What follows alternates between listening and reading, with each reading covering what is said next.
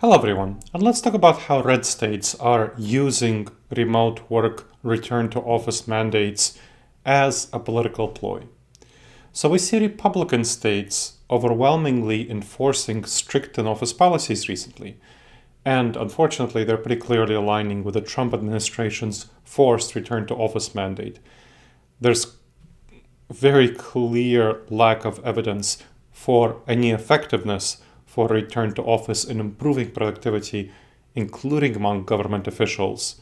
That's what the data shows. But we're still seeing overwhelmingly, specifically red states, implementing return to office mandates, which shows pretty clearly that they're playing politics with this really important issue where they should be looking at the data instead. For example, in Nebraska, Governor Jim Pillen mandated return to office for state employees, and we're clearly seeing labor disputes complicating enforcement of the new policy. There's a lot of opposition from union leaders, and that's causing more politicization of work location policies. We're seeing the same in Ohio. Columbus, Ohio, where I live, go Bucks. Unfortunately, our governor, Mike DeWine, ordered full-time return to office for his state employees, which again, the union opposes. In Oklahoma, Governor Kevin Stitt mandated full-time in-office attendance. In Utah, the governor, Spencer Cox, he used to be a supporter, full-fledged supporter for return for remote work, so evangelist for remote work. But now he's backtracking. Now that Trump is in office and he's announcing full-time return to office, Spencer Cox is not, but he is backing away from his previous support for remote work. And in Wisconsin, GOP lawmakers are pushing for full-time return to office, and the Democratic governor vowed to veto any mandates for return to the office. So pretty clearly seeing that return to office is becoming a political football where it really should not. You really want to look at the data.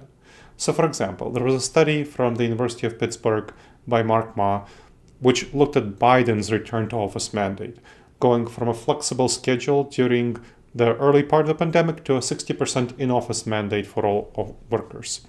And what the research showed from the study, again by an academic, no stake in the outcome, is that senior employees greatly increased the turnover for senior employees who left at a 26% higher rate than they did prior to the limited 3-day-a-week return to office request mandate. And highly skilled workers saw a 32% rise in turnover. So more experienced workers had a higher rise in turnover. Of course, they're more desirable employees. They can find work elsewhere. Highly skilled employees saw a 32% rise in turnover. And of course, they can find jobs easier.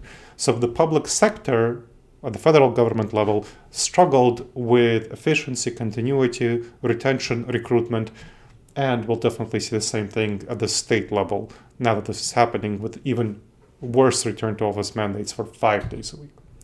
We also have a study from George Washington University and the London School of Economics showing among that remote employees in the public sector, specifically they were looking at police officers, are actually 12% higher in their productivity when they work remotely. So police officers, detectives, when they were doing their stuff that they could do at home, not stuff that they could do on the beat, they were 12% more productive in their activities. They had fewer distractions and reduced inefficiencies, which drove performance gains. And there was no decline in work quality detected. So hybrid model is a great model for balancing productivity and collaboration, where you're spending some time in the office and some time remotely, letting the individual agency determine what works best for their staff. Remote work, so working remotely some of the time, saves money, improves retention, improves productivity. Rigid office mandates that's very political. They prioritize ideology over efficiency.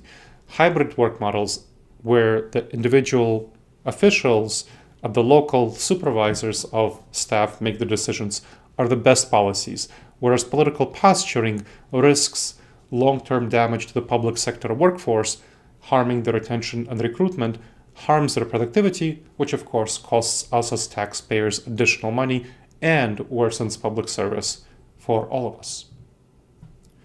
I hope you enjoyed this episode of the Wise Decision Maker Show.